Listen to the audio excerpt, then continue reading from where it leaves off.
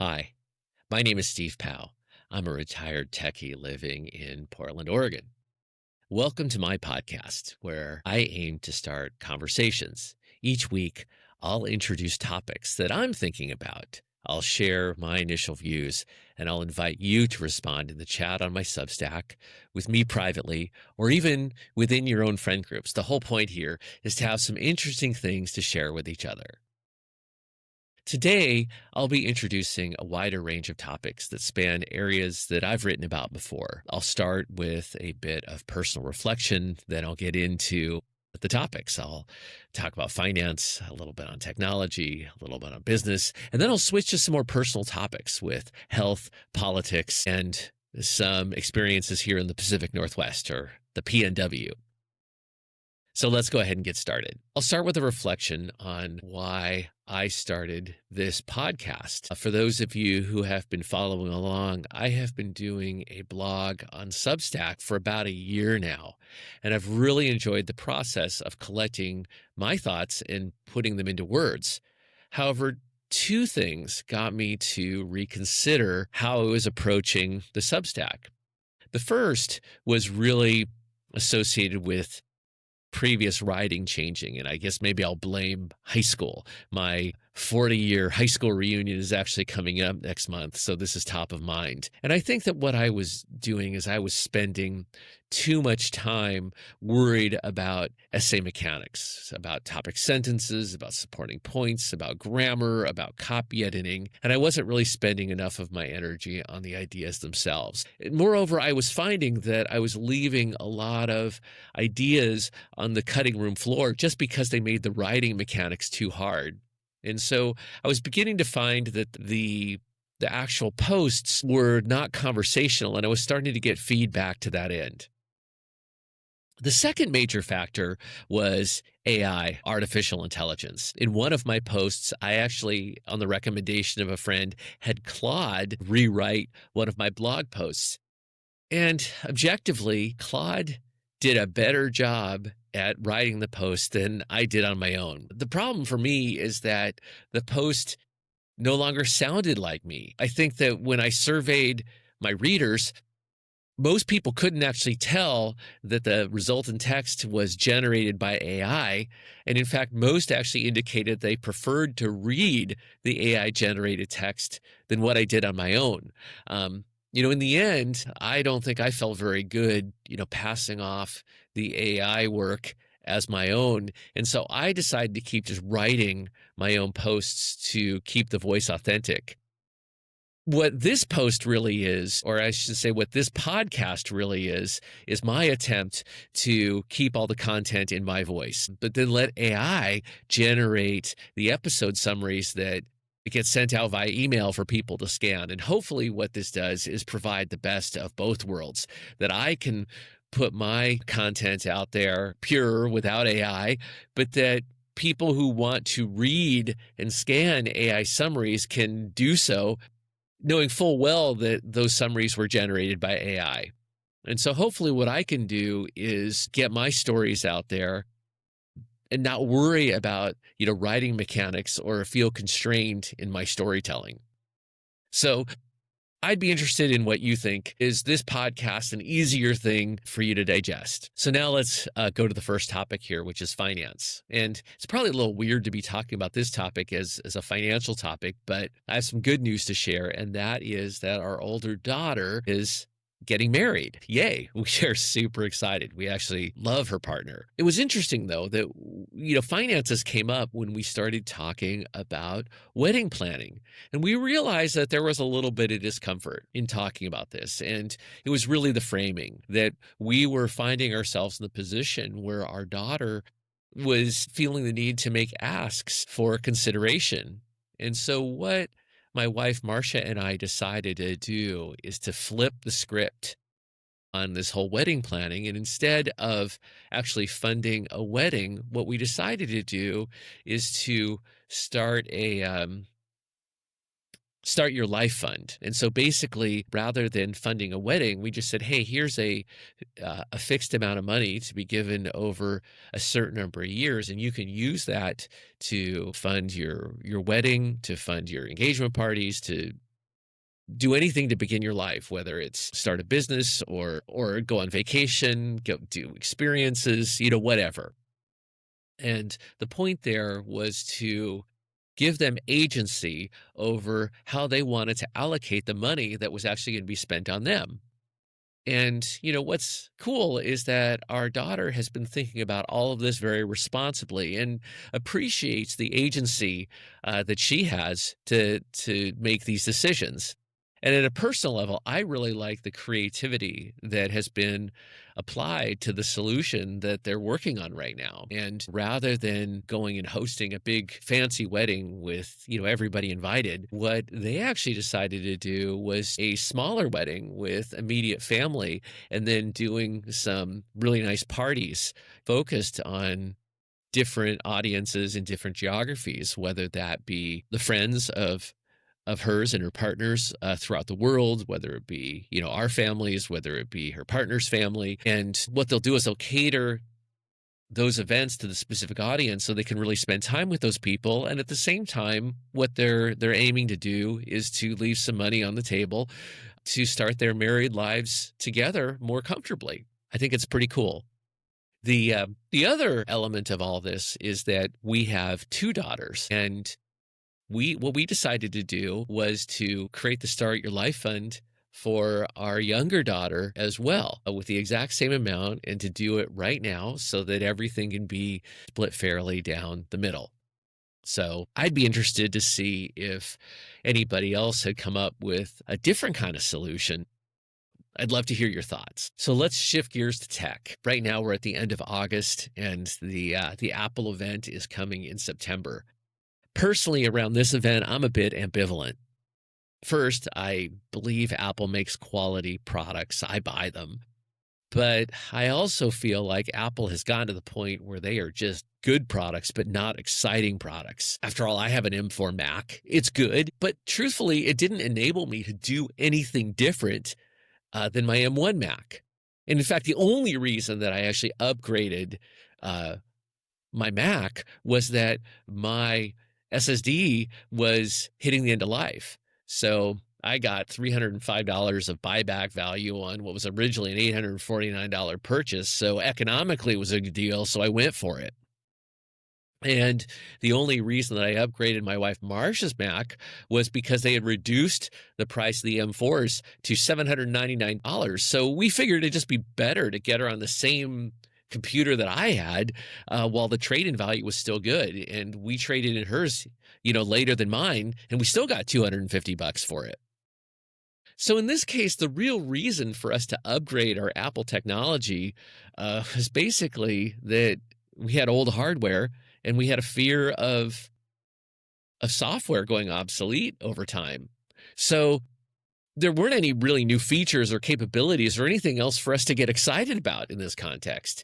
And unfortunately, right now, I'm feeling the same way about this Apple event coming up here in September. I am looking at the Apple Watch Series 11 only because my current Apple Watch Series 6 needs a new battery. And it's the next Apple Watch down the line to be obsoleted. The Series 5 is already obsolete. Otherwise, I'm sort of happy with the watch. I'm happy with the functionality, but I guess I'll get a new one because I need a new battery and I don't want the thing to go obsolete. I'm looking at the iPhone 17 Pro, again, not because I'm particularly excited about any of the new capabilities. My iPhone 12 Pro is also getting to the point where it's end of life, and I'm not really looking for any new capabilities. And I'm bummed, actually. I'm a tech guy, and I'm bummed that Apple is running a new event, and I could kind of care less about the tech. Apple Intelligence, for example, has just sucked so badly, and none of the new stuff that they've come up with, like the Vision Pro, has excited me at all. So I'm just kind of curious, and I'll open it up for conversation. Is anyone else kind of done seeing Apple as a tech innovator. Okay, so now let's talk a little bit about business. And I wanted to talk a little bit about, I think, a concept that we have been forgetting. And it's this whole concept of eating your own dog food. For context, one part of my retired life has been the occasional advising or consulting gig. And I think that the world of business is different now. I remember when I first started, working in tech, there was an expression that the employees of a company should eat their own dog food. And the concept here is that companies should work to be customers of their own products. But right now we've gotten to the place in the tech world where things are just a lot more complex, and this is often hard to do. For example, I've been a part of consulting gigs that make developer tools. And what I found is that even though the company makes developer tools, there are a lot of folks who interact with customers, whether they be people on customer success teams or marketing teams, even sales reps, who are not coders. They don't relate to their audiences. They're not even capable of utilizing the products that they're offering. I have worked with cybersecurity companies where the employees don't really understand the threat landscape or even how to utilize their products' event logs to take action to mitigate threats. And I think this is just a really different world. I think about back in the early 90s, for example, when I was at Oracle, Larry Ellison felt pretty strongly that all the employees, whether you're an administrative assistant or you worked in the copy center or any other function, that you should actually have some concept of what the company did.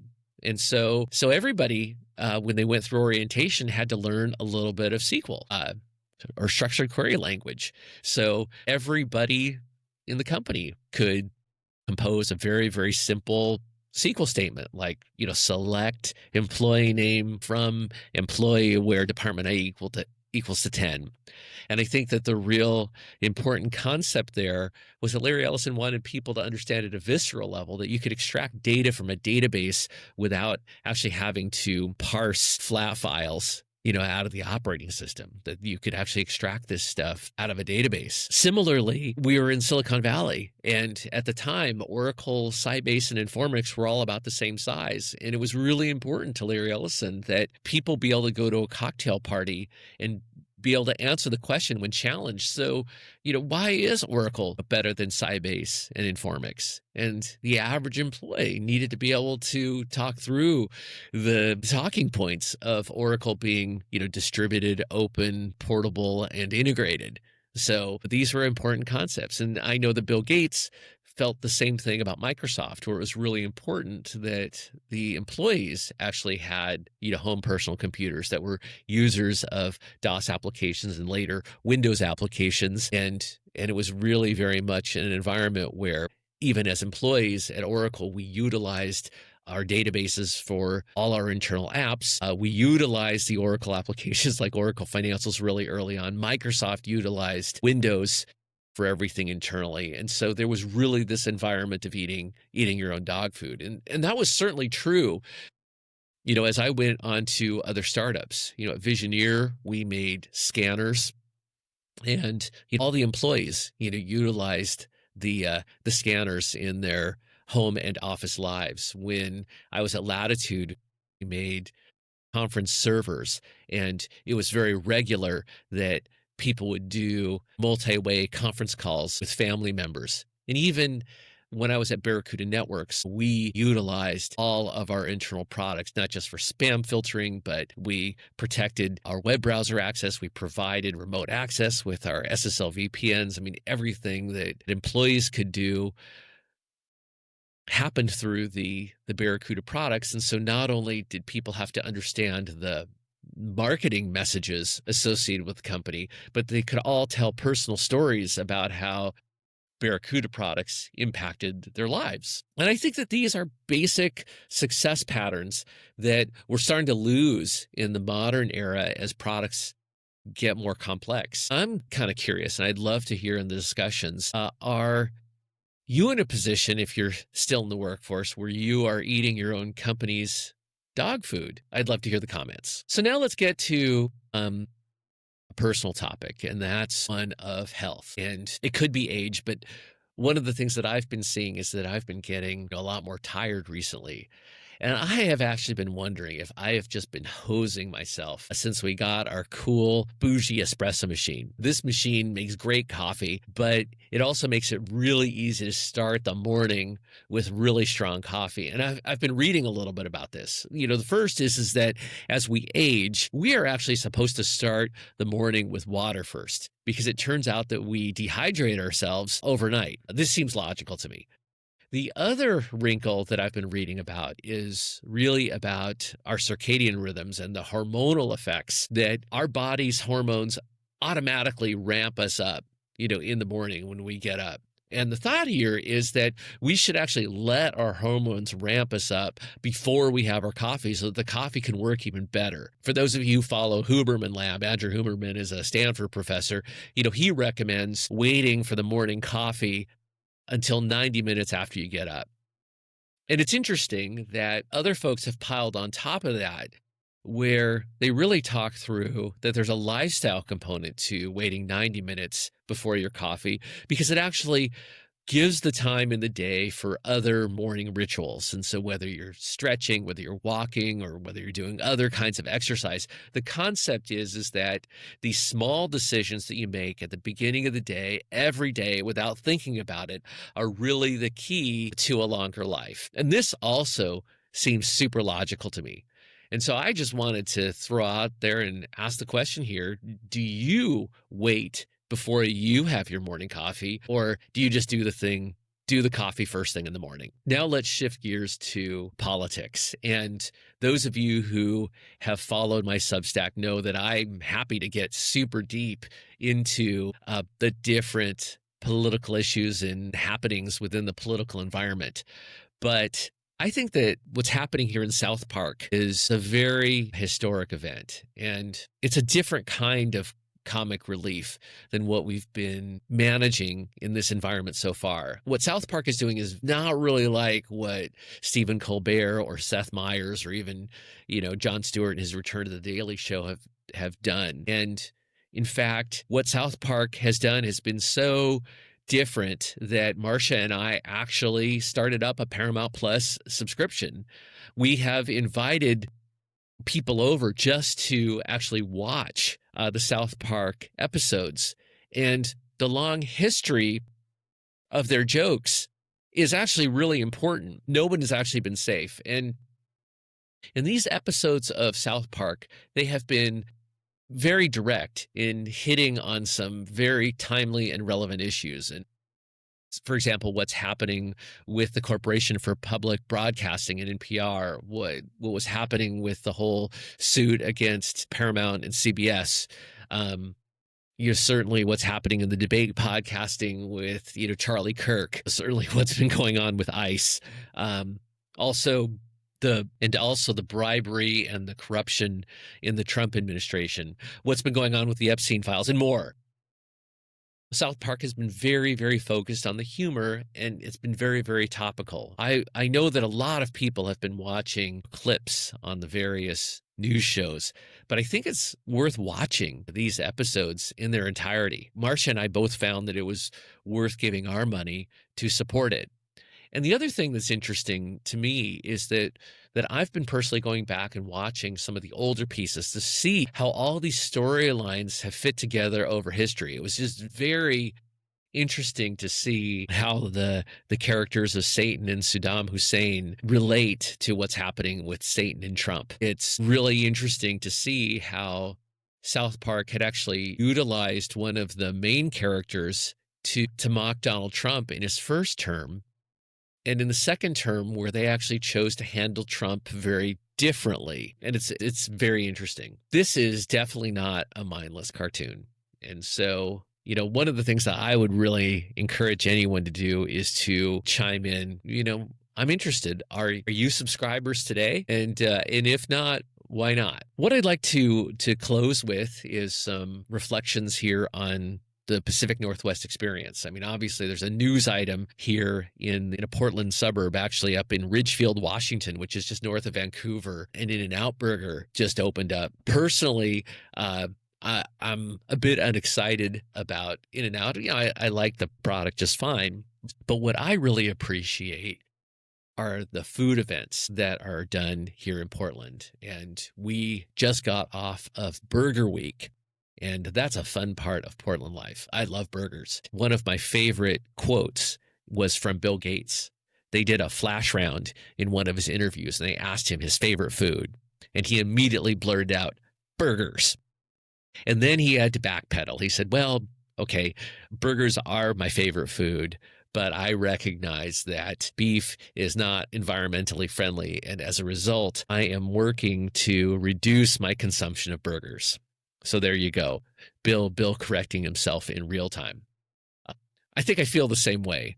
I think the burgers are great. I love them. I think that the events like Burger Week are also a fun reason to get friends together. During Burger Week, I had, I think, a record of 5 hamburgers all in 1 week, or 5 different burgers in 1 week. And lots of places actually ran the Burger Week special, which was a specialty burger for $10.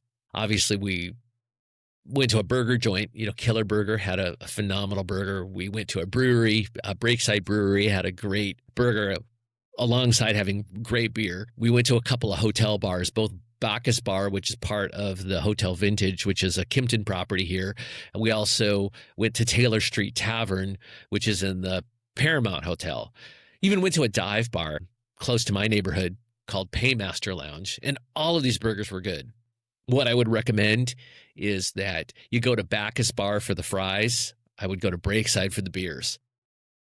Probably the only thing that I would recommend doing is passing on Taylor Street Tavern. Their burger was a great concept. It was a chorizo burger where there was 1 patty of chorizo and 1 patty of ground beef. And it was a cool concept, probably a little heavy. And I had a similarly weird experience with Taylor Street Tavern during Portland's Pizza Week. And so I'm at the place where I think I'm going to skip out on Taylor Street Tavern during the next special events. What was nice is that all the burger places were walking distance from me. Of course, not all the burger places were walking distance. There were 105 places that participated in Burger Week. But what I would definitely recommend is that if you're ever in Portland in the summer, watch the calendar and look for Burger Week. It's a great event. And one of the things that I'd love for you to leave in the comments is to let me know if you have a favorite burger in your hometown. We certainly have them here. So that's it for this week. Hopefully you got a sense for the kinds of things that a retired person like me thinks about at this phase of life. And hopefully I've helped you start some conversations, perhaps something that you might apply into your own life. Again, please leave me comments in the chat section of the Substack or DM me. And if you're watching this via your favorite podcast channel or via YouTube, please hit subscribe. And I'll see you next time. Thanks so much.